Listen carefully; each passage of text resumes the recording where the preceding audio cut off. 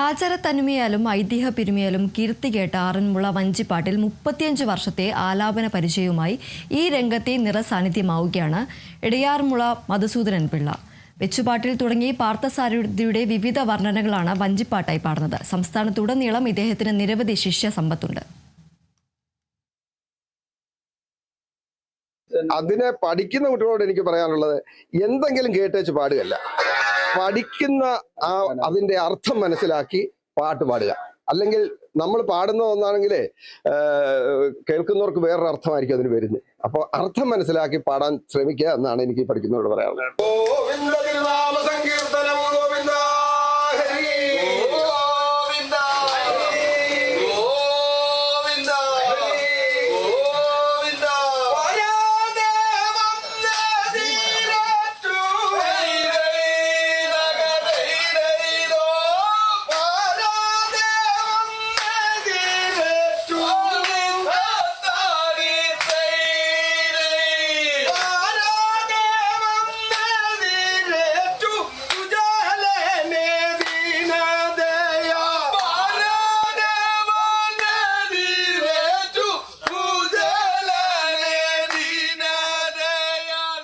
ലോകപ്രശസ്തി ആർജിച്ച ആറന്മുളയിലെ ഉത്സവത്തിന് വീണ്ടും തുടക്കം കുറിക്കുകയാണ്. ആറന്മുളയിലെ വഴിപാട് വള്ളസദ്യ, ഉത്രട്ടാതി ജലമേള തുടങ്ങി എല്ലാ ആഘോഷങ്ങൾക്കും ഒഴിച്ചുകൂടാനാവാത്ത ഒരു ഇനമാണ് വഞ്ചിപ്പാട്ട്.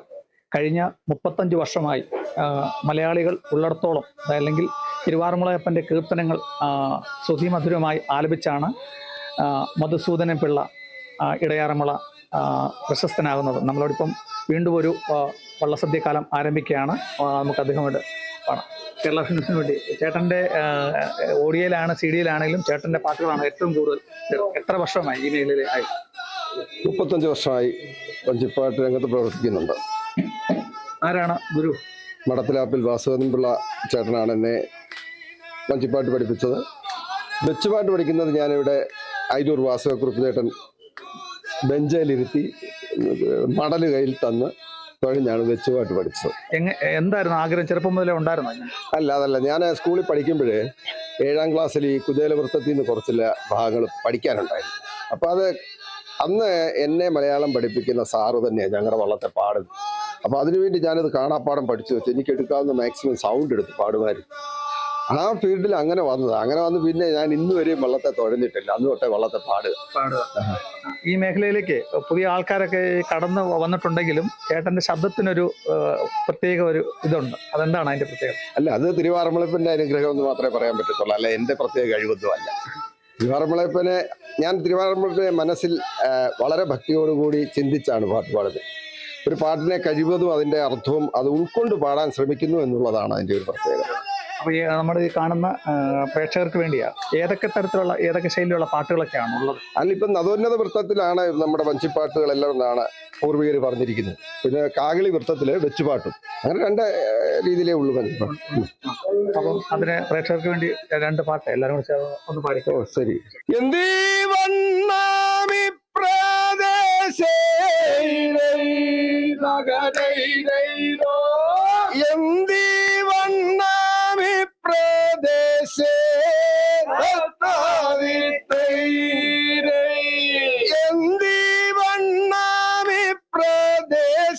മന്ദിരങ്ങൾ വിളങ്ങുവാൻ മന്ദിരങ്ങൾ വിളങ്ങുവാൻ മന്ദിരങ്ങൾ വിളങ്ങുവാൻ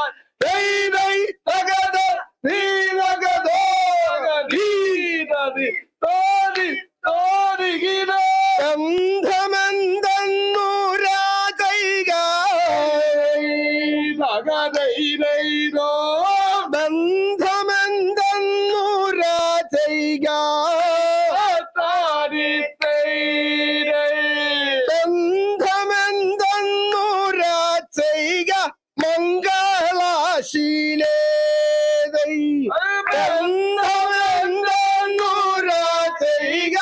മംഗളശീലേ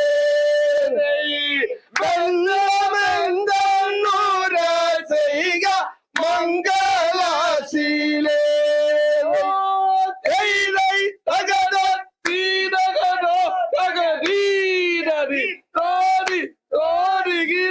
വിപ്രവാക്യം ഏവം കേട്ടേ വിപ്രവാക്യമേവം കേട്ടേ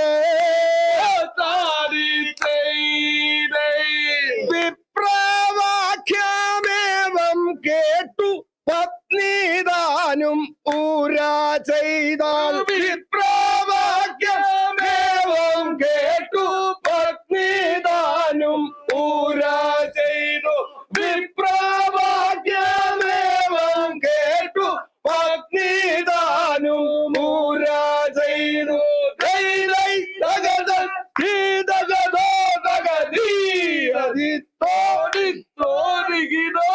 ഇത് അതിനുശേഷം നമ്മുടെ ഈ ആചാരങ്ങളൊക്കെ കഴിഞ്ഞതിന് ശേഷം പോകുന്ന ഇതുണ്ടല്ലോ ഭഗവാനോടെല്ലാം, അത് ഏത് തരത്തിലാണ്? അതിപ്പോ നമ്മൾ വഴിപാട് നടത്തുന്ന വഴിപാട്ടുകാർക്കൊരു സ്തുതിപ്പ്, ഭഗവാനെ സ്തുതിത്തൊരു പാട്ട് പാടി അവരെ അനുഗ്രഹിച്ചു വിടുന്നു എന്ന് മാത്രമേ ഉള്ളൂ. പിന്നെ ഈ വള്ളംകളിക്കോ? നമുക്ക് വള്ളംകളിക്ക് അങ്ങനല്ല, പള്ളിയോട സേവാ സംഘം തീരുമാനിക്കും.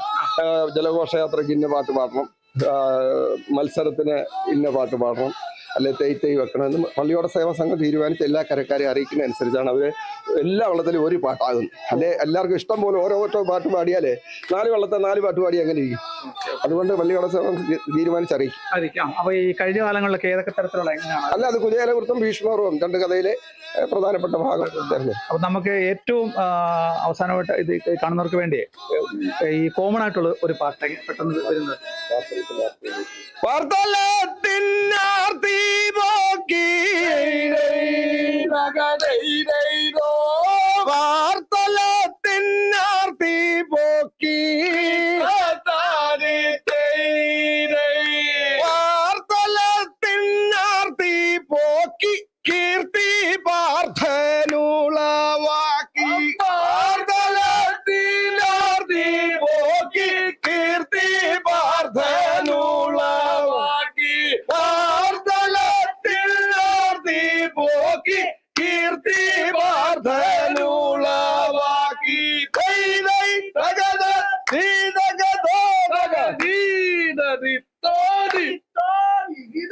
ഇനിയും കുടുംബമൊക്കെ എന്ന് പറഞ്ഞാൽ എനിക്ക് അച്ഛനും അമ്മയുണ്ട്, ഭാര്യയും 2 പെൺമക്കളുമാണ്. പെൺമക്കളുടെ ഒക്കെ കല്യാണം കഴിച്ചു.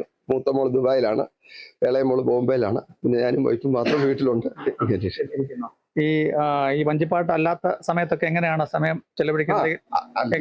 ഈ കുട്ടികളെ പഠിപ്പിക്കുന്നുണ്ടോ? അത് എങ്ങനെയൊക്കെ എന്തെങ്കിലും ചെയ്യാം? ഇത് ഇപ്പൊ ഇതൊരു കലോത്സവത്തിന് ഒരു മത്സര ഇനമല്ലേ. അപ്പൊ സ്കൂളിലെ ഈ കലോത്സവം നടക്കുന്നതിനൊക്കെ പല സ്കൂളുകളിലും ഒക്കെ പോകാറുണ്ട്. അങ്ങ് തിരുവനന്തപുരം തൊട്ട് അങ്ങ് കോഴിക്കോട് വരെയുള്ള സ്കൂളുകളിൽ പോകാറുണ്ട്. പിന്നെ ജഡ്ജ്മെന്റിൽ പോകാറുണ്ട്.